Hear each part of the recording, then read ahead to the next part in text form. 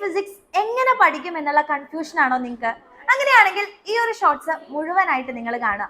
അപ്പം JEE physics പഠിക്കുമ്പോൾ തന്നെ ഒരുപാട് പേരുടെ കൺഫ്യൂഷൻ ആണ് എങ്ങനെയാണ് ഇത് പഠിച്ചു തുടങ്ങേണ്ടത് എന്നുള്ളത് അല്ലേ. അപ്പൊ ഞാൻ പറയുന്ന ഈ ഒരു ടിപ്സ് നിങ്ങൾ ഒന്ന് ഫോളോ ചെയ്ത് നോക്കൂ, ഉറപ്പായിട്ടും നിങ്ങൾക്ക് നല്ലൊരു മാറ്റം ഫിസിക്സിൽ ഉണ്ടായിരിക്കും.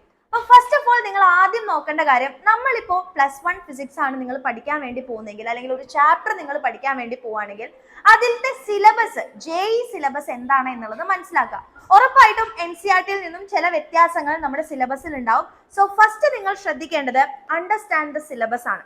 അതേപോലെ തന്നെ ഇനി രണ്ടാമതായിട്ട് നമ്മൾ പഠിച്ചു തുടങ്ങുമ്പോൾ നിങ്ങൾ കംപ്ലീറ്റ് ആയിട്ട് അതിന്റെ ബേസിക്സ് എന്തായാലും, അതായത് ഉറപ്പായിട്ടും നിങ്ങൾ അത് അറിഞ്ഞിരിക്കണം. അതേപോലെ തന്നെ ഓരോ കോൺസെപ്റ്റുകളും, ഇപ്പൊ ഫിസിക്സ് ആകുമ്പോൾ നമുക്ക് ഒരുപാട് കോൺസെപ്റ്റുകൾ പഠിക്കാനുണ്ട് അല്ലേ. അപ്പൊ ആ ഒരു കോൺസെപ്റ്റ് ക്ലാരിറ്റിയോട് കൂടെ തന്നെ നിങ്ങൾ പഠിച്ചു പോവുക. അതേപോലെ തന്നെ ഫിസിക്സിൽ ഒരുപാട് ഫോർമുലാസ് ഉണ്ട്. അപ്പൊ നിങ്ങൾ ഓരോ ചാപ്റ്റേഴ്സ് പഠിക്കുന്നതിനോടൊപ്പം തന്നെ ഒരു ഫോർമുല ബുക്ക് നിങ്ങൾ ഉണ്ടാക്കുക. അതിലെ എല്ലാ ഫോർമുലാസും നിങ്ങൾ എഴുതി വെച്ച് അത് റിവൈസ് ചെയ്യാൻ വേണ്ടി ശ്രമിക്കുക. ആൻഡ് മൂന്നാമത്തെ ഒരു കാര്യമാണ് റൈറ്റ് ആയിട്ടുള്ള റെഫറൻസ് ബുക്കുകൾ സെലക്ട് ചെയ്യുക എന്നുള്ളത്. അപ്പൊ നിങ്ങൾക്ക് അറിയാം, ജെഇ എക്സാമിന് പോകുന്ന സമയത്ത് നമുക്ക് ഒരുപാട് ക്വസ്റ്റ്യൻസും കാര്യങ്ങളും ഒക്കെ ചെയ്യേണ്ടി വരും. സോ നല്ല ഒരു റെഫറൻസ് ബുക്ക് നിങ്ങൾ ചൂസ് ചെയ്യണം. അപ്പൊ അതിന്റെ വീഡിയോ ഓൾറെഡി മിസ് ചെയ്തിട്ടുണ്ട്, അത് നിങ്ങൾ ഒന്ന് പോയിട്ട് കാണാം.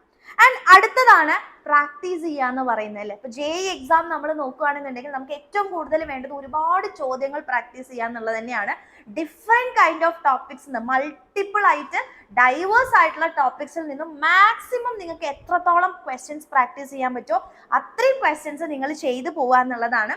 അതിന് നിങ്ങളൊരു സ്കെഡ്യൂൾ ഉണ്ടാക്കുക എന്നുള്ളതാണ് അടുത്തതായിട്ട് ചെയ്യേണ്ടത്. അപ്പൊ നിങ്ങൾ വിചാരിക്കുകയാണ് ഒരു ചാപ്റ്റർ ഞാൻ 1 വീക്ക് എടുക്കുന്നൊന്നും പറഞ്ഞു കഴിഞ്ഞാൽ നിങ്ങൾ ഉറപ്പായിട്ട് നിങ്ങളുടെ മൈൻഡിൽ ആ 1 വീക്ക് കൊണ്ടേ നിങ്ങൾ തീർക്കുള്ളൂ. അപ്പൊ പ്രാക്ടിക്കലി പോസിബിൾ ആയിട്ടുള്ള ഇപ്പൊ ഒരു ദിവസം കൊണ്ട് തീർക്കും എന്നുള്ള ഒരു രീതിയിൽ പ്രാക്ടിക്കലി പോസിബിൾ ആയിട്ടുള്ള കുറച്ച് ടൈറ്റ് സ്കെഡ്യൂൾ തന്നെ ഇടാം. അപ്പോഴാണ് നമുക്ക് ആ ഒരു പഠിക്കാനുള്ള ഇൻട്രസ്റ്റും അതേപോലെ തന്നെ ആ ഒരു റഷും നമുക്ക് ഫീൽ ചെയ്യുള്ളൂ. അപ്പൊ നെക്സ്റ്റ് വൺ ആണ് ഇമ്പോർട്ടന്റ് ആയിട്ട് ഒരു കോമ്പറ്റേറ്റീവ് എക്സാമിൽ നമുക്ക് വേണ്ടത്, ദാറ്റ് ഈസ് റിവിഷൻ. നിങ്ങൾ കറക്റ്റ് ആയിട്ട് റിവൈസ് ചെയ്ത് പോയിട്ടില്ല എന്നുണ്ടെങ്കിൽ ഉറപ്പായിട്ടും കുറേ സമയം കഴിഞ്ഞ് നിങ്ങൾ നോക്കുമ്പോൾ പണ്ട് നിങ്ങൾ അത് പഠിച്ചിരുന്നു എന്നതുപോലെ നമ്മൾ മറന്നു പോയിട്ടുണ്ടാവും.